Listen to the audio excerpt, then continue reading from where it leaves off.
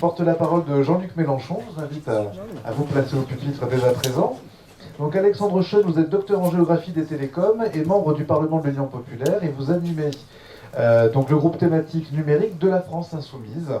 Et donc, je le redis, vous représentez Monsieur Jean-Luc Mélenchon. Donc comme vos homologues, je vais vous demander en 10 minutes de présenter les grands axes du programme numérique de votre candidat.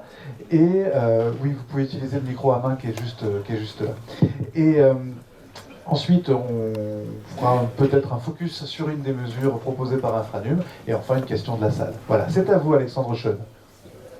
Merci à vous. Bonjour à toutes et tous déjà. Merci à vous de votre accueil. Vous êtes des acteurs du numérique importants à nos yeux au sein de la France Insoumise pour une raison simple, c'est que vous vous occupez du physique, du réel, de ce qui constitue réellement le numérique au-delà du service. Il y a du physique derrière, il y a des services qui sont fournis avec, et pour ça, merci pour le travail que vous faites au quotidien, qui n'est pas forcément un travail très visible au niveau médiatique, mais qu'il faut souligner et encourager. Alors, au niveau de la France Insoumise, déjà, il faut savoir que pour nous, le numérique est l'une des nouvelles frontières de l'humanité. Nous en avons accordé une place extrêmement importante au sein de notre campagne, qui se veut novatrice, innovante. Nous avons fait tout un discours autour du numérique avec Jean-Luc Mélenchon à Nantes, lors de notre meeting immersif et olfactif, où nous avions tout un panorama dédié à la question du numérique et à ses enjeux politiques.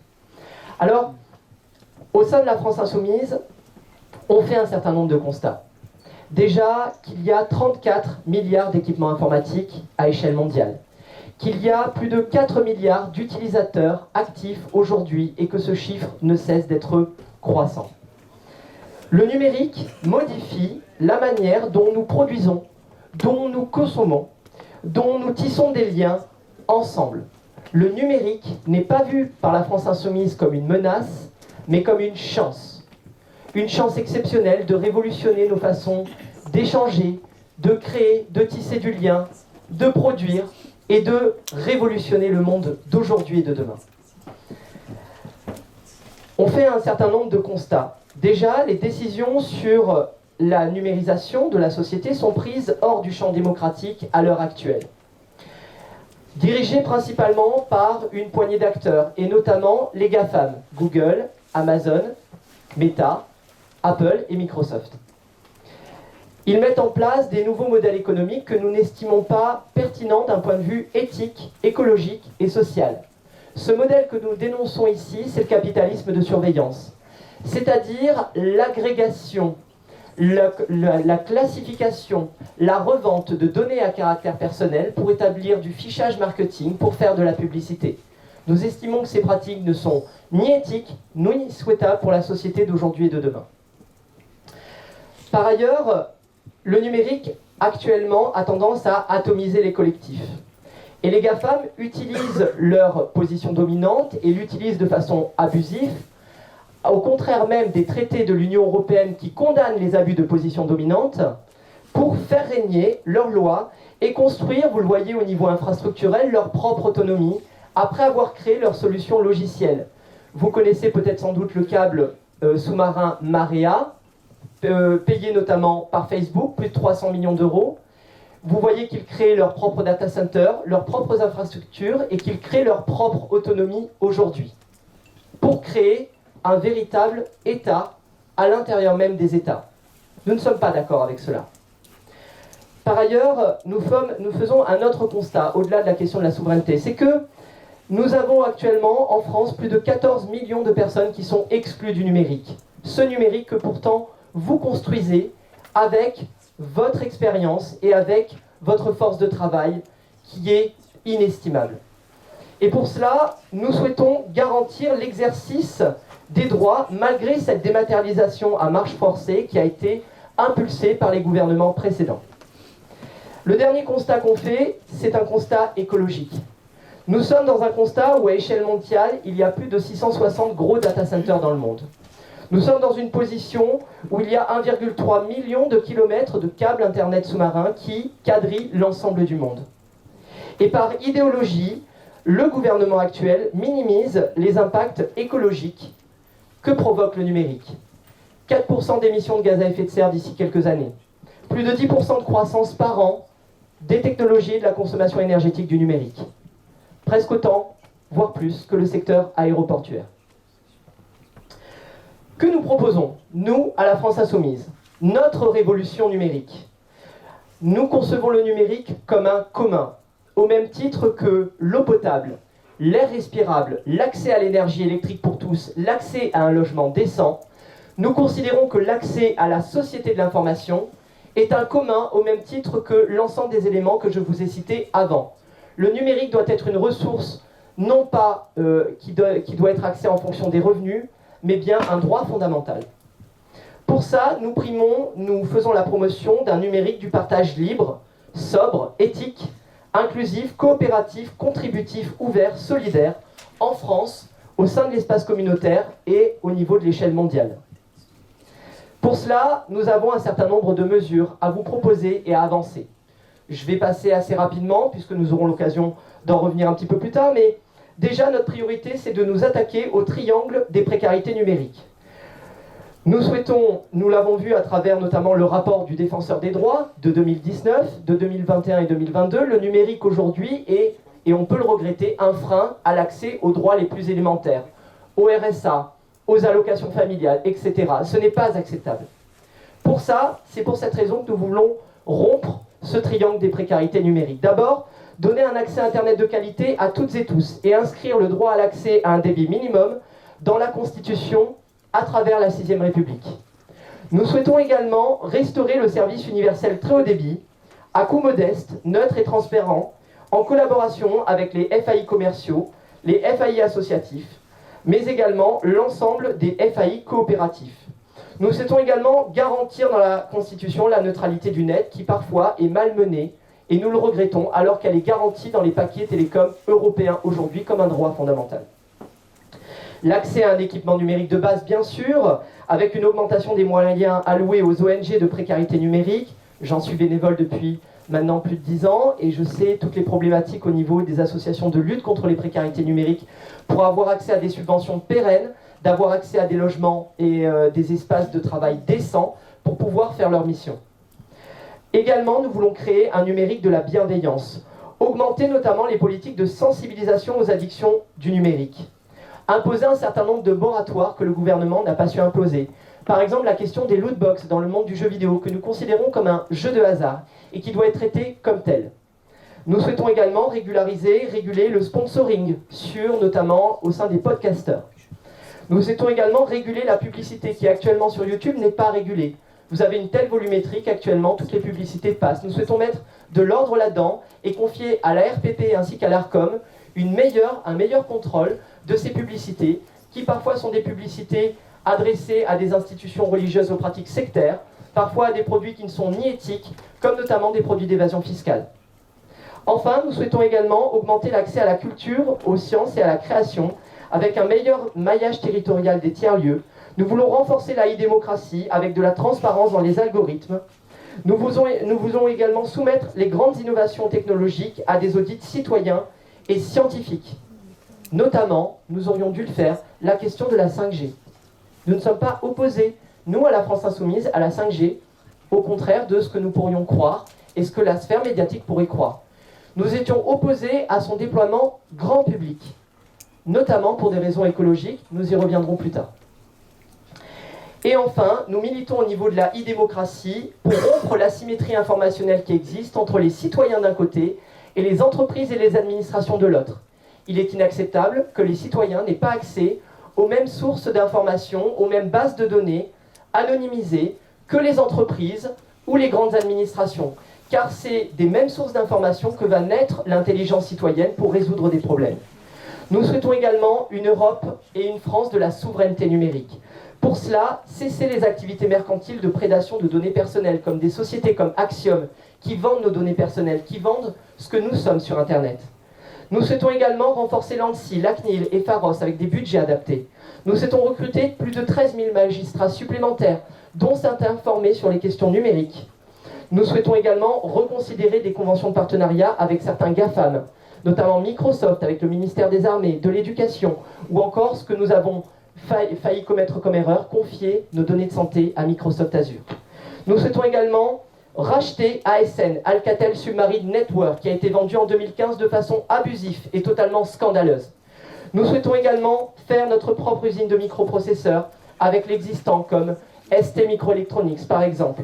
Nous souhaitons mettre en place un cloud souverain, développer les nœuds Internet régionaux, les data centers régionaux, revoir la gouvernance de l'Internet à travers le net mondial, créer une agence de l'ONU spéciale sur la gouvernance numérique, accorder l'asile politique à Julian Assange et Edward Snowden pour tout ce qu'ils ont rendu à la nation et à l'Union européenne. Et enfin, nous souhaitons un nouveau modèle numérique, et je m'arrêterai là, un nouveau modèle d'entrepreneuriat dédié sur le libre. Pour nous, il nous est impossible de vendre des solutions logicielles propriétaires. Nous souhaitons encourager, à travers une mission nationale du logiciel libre, de créer du logiciel libre, de faire de la capitalisation de code au niveau européen et français. Et plutôt que de vendre des logiciels qui rendent captifs les utilisateurs, nous souhaitons vendre de la prestation de services dessus et redonner confiance au tissu industriel de fibrage, d'équipementiers et de câbles au niveau français et européen, parce que vous avez été méprisés pendant très longtemps et vous méritez enfin notre confiance. Merci à vous. Merci. Merci Alexandre Schoen. Je réagis à votre propos sur la 5G. Effectivement, la proposition 21 d'Infranum, dans notre cahier de proposition que vous avez pu découvrir, c'est d'établir en concertation avec l'ensemble des acteurs de la filière les modalités techniques et financières permettant de développer des usages innovants de la 5G au bénéfice des industriels et des territoires. Alors, vous disiez la 5G, oui, mais pas forcément pour le grand public. Pourquoi ? Alors, pour une raison extrêmement simple, c'est que nous avons étudié au sein de notre groupe bénévole numérique, parce que nous sommes des bénévoles, nous ne sommes pas salariés politiques. Moi, je viens de mon collège, là. donc voilà, ça fait une comparaison bizarre. Mais en tout cas, nous avons regardé ce qui se fait au niveau d'un certain nombre de pays. Nous avons regardé notamment la Corée du Sud. Et nous avons constaté que la 5G, certes, nous sommes conscients, bien sûr, qu'il y a une meilleure efficience énergétique de la 5G par rapport à ce qu'était la 4G. Mais ce que nous constatons dans le même temps, c'est qu'il y a un effet rebond en termes de consommation de données et donc de regain de consommation énergétique, parce que la 5G fait appel à de nouveaux usages. Après, c'est un véritable choix philosophique et politique que nous faisons. Nous ne sommes pas des amiches. D'ailleurs, nous-mêmes, nous sommes très connectés au sein du groupe thématique numérique de la France Insoumise, mais nous faisons le constat qu'avec un débit équivalent à celui de la 4G et avec l'amélioration du matériel et son efficience énergétique, nous pouvons, avec de la 4G et des bandes 4G, avoir des services tout à fait optimums. Et nous souhaitons réserver la 5G aux entrepreneurs. Nous souhaitons la réserver aux laboratoires de recherche scientifique, aux hôpitaux, puisqu'il a été prouvé que la 5G a une réelle plus-value, notamment sur les procédures d'opération, de chirurgie, etc. Et ça, ce sont des réels apports. Maintenant, est-ce que nous avons réellement besoin d'une fourchette connectée à la 5G, comme disait il y a quelques années encore François Ruffin? Nous ne le pensons pas. Et nous pensons qu'il est préférable de réserver la 5G aux activités les plus motrices et innovantes. Merci de votre réponse. Une autre question qui va vous être posée par Jean-Noël Devater. Oui, bonjour Monsieur Schoen. Jean-Noël Devater, président d'Enjoy Infranet et vice-président d'Infranum. Vous insistez dans votre programme sur l'intervention publique dans les infrastructures numériques. Quels sont pour vous les enjeux principaux qui justifient cette intervention publique et quelles sont les mesures concrètes que vous proposez? Déjà, merci à vous pour cette question. Effectivement, la question de l'intervention publique dans l'aménagement numérique du territoire nous paraît extrêmement importante, cruciale. J'aimerais revenir avec vous sur un petit panorama géohistorique depuis à peu près une vingtaine d'années. Selon nous, en tout cas au regard de la France Insoumise, d'un certain nombre d'associations de consommateurs et de syndicats, nous pensons que la libéralisation du secteur télécom a été une erreur dès les années 80 avec la création de France Télécom, dans les années 90 avec les paquets télécoms européens de 96 et 98. Nous pensons que la question de l'aménagement numérique du territoire doit rester une compétence régalienne et que l'État doit avoir un rôle d'aménagement et de structuration du territoire français à l'aide bien sûr de la communauté européenne pour avoir une uniformisation de la ramification des réseaux télécoms au niveau européen, puisque vous savez qu'il y a des écarts de connectivité énormes entre le nord et le sud, entre l'est et l'ouest. Parallèlement à ça, il y a eu une deuxième erreur qui a été faite à notre sens. Ça a été la loi LEN de 2004, la loi pour la confiance dans l'économie numérique, qui avait été notamment promue par l'actuelle directrice du FMI. Nous pensons que Madame Lagarde et le gouvernement de l'époque, celui de Monsieur Chirac, a fait une énorme erreur. Pourquoi ? Parce que actuellement, on fait un petit bilan de l'ensemble des RIP, des réseaux d'initiatives publiques qui ont été aménagés après 2004. Le bilan est parfois encourageant, parfois il est totalement désastreux. Pour des raisons simples, c'est que nous estimons que les opérateurs de télécommunications n'ont pas rempli leur rôle. C'est-à-dire qu'ils ont fait ce qu'on appelle, nous, en géographie des télécommunications, du crime skimming. C'est-à-dire qu'ils n'ont raccordé que les zones rentables, c'est-à-dire les zones denses, les espaces métropolitains. Potentiellement, quand ils se sont fait une petite frayeur vagabonde, ils sont allés sur les espaces périurbains. Mais les espaces ruraux, les espaces ruraux, les espaces à dominante rurale ont été les grands oubliés. Et c'est donc des dizaines de millions de personnes qui ont été laissées sur le bas-côté de la route. Ça veut dire qu'on est dans une situation où on a une privatisation des bénéfices et une socialisation des pertes. Parce qu'on a fait reposer aux collectivités territoriales et aux acteurs étatiques le soin de combler les manquements des opérateurs télécoms. Cela n'est pas acceptable et demain, nous souhaitons entraîner une réforme des zones AMI, AMEL, revoir les codes des télécommunications et des postes pour obliger les opérateurs téléphoniques à revoir leurs copies et nous-mêmes à reprendre le contrôle sur un certain nombre d'infrastructures stratégiques au niveau national. Ça demande aussi, bien sûr, de revoir le carnet de commandes que nous souhaitons développer pour demain. Je ne vous citerai pas des noms d'opérateurs parce que je ne suis pas là pour ça et ce n'est pas le lieu, mais vous savez très bien, ici, qu'un certain nombre d'opérateurs ont eu recours majoritairement, par exemple, à de la fibre optique chinoise. Vous le savez, c'est quelque chose qu'on regrette tous. Nous avons la chance d'avoir, avec le Cicabel, etc., des industries de fibrage françaises et européennes compétentes qui n'attendent qu'une chose, qu'on leur ouvre nos carnets de commandes. Ces carnets de commandes, ils ont commencé à être ouverts de façon de plus en plus importante, notamment en 2021, il y a eu une embellie. Nous estimons que ce chemin n'est pas suffisant, qu'il faut faire confiance aux équipementiers. Pourquoi, par exemple, avoir affaibli les sites de Lannion et de Nozé concernant Nokia, alors que nous avons besoin aujourd'hui de compétences, notamment maintenant en termes de 5G, etc., pour ça. Ce sont de vraies questions de choix industriels, et nous souhaitons aujourd'hui remettre en place un système de péréquation entre les zones rentables et les zones non rentables, avoir un système de solidarité. D'avoir également, au niveau national, de créer un audit, un vrai audit de l'ensemble des réseaux d'initiatives publiques qui ont été aménagés sur le territoire, pour faire un état des lieux de l'existant et sur quoi on peut s'appuyer pour avancer.